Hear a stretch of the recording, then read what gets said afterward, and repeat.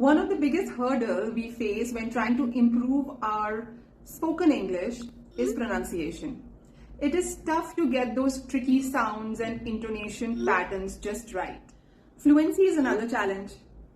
Many learners also struggle with vocabulary and grammar.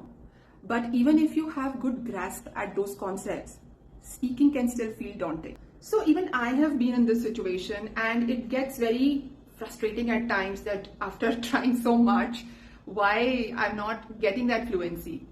First thing first, consistency is the key. So whatever technique you are choosing, just be consistent with that.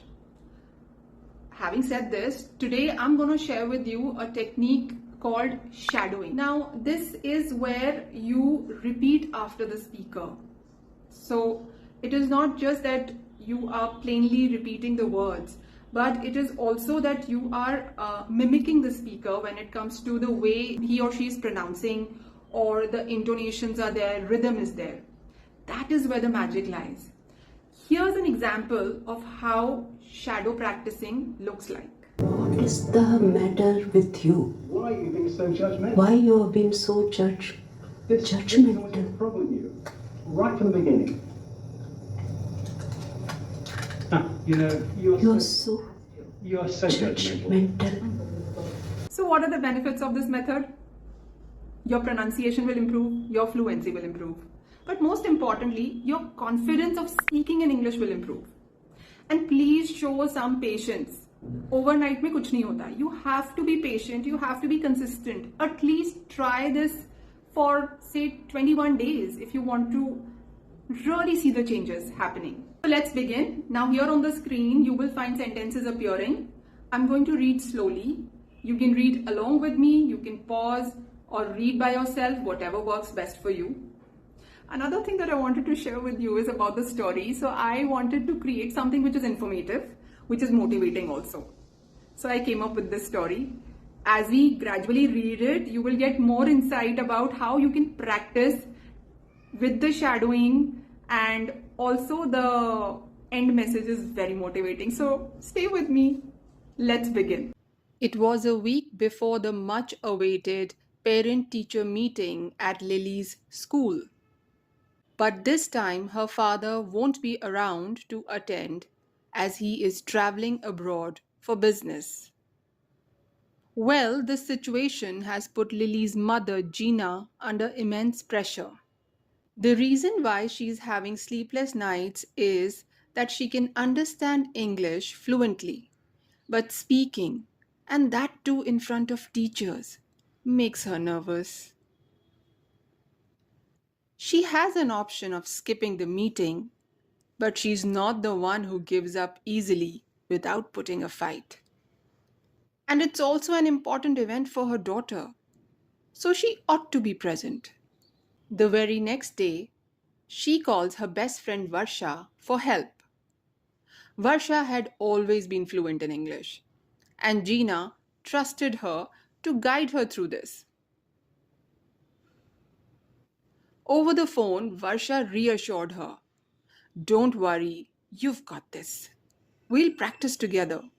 I'll help you with the important phrases you'll need." In the days leading up to the meeting, Gina began to dedicate a little time each evening to practice. Varsha patiently guided her, helping her with phrases and words like, "My daughter is doing well," and "Could you tell me about her progress?" Slowly but surely, Gina's confidence began to grow.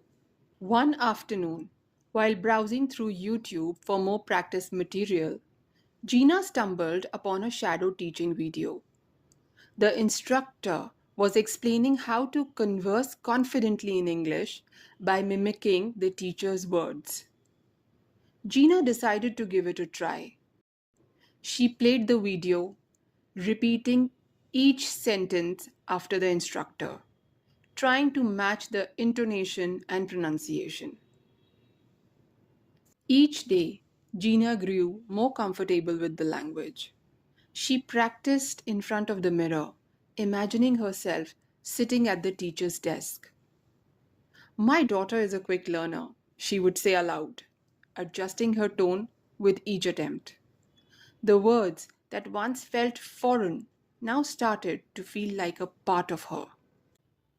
The evening before the meeting, Lily sat beside her mother, excitedly reviewing the last bit of practice.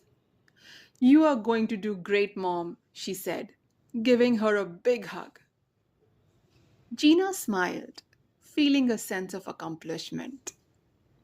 Despite the nerves, she was proud of how far she had come in just a week.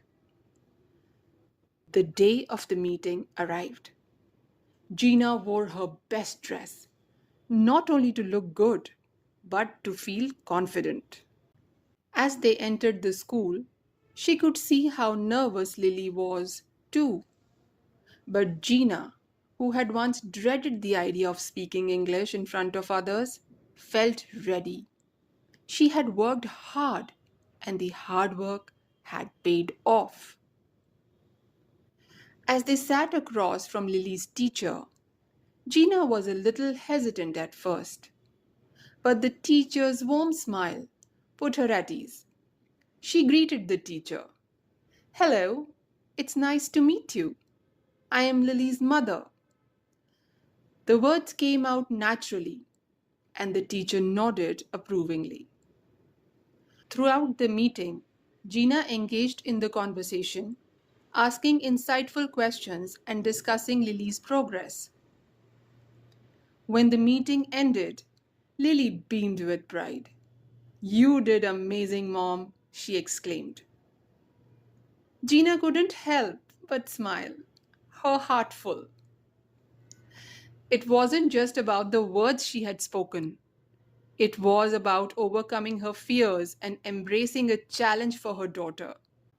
That evening, Gina sat in the living room, reflecting on the experience. She had learned something valuable, not just about the language, but about her own strength. She held a note which was given to her by her late beloved father. It read, "To my precious daughter, remember, those who try never fail. Love, your dad."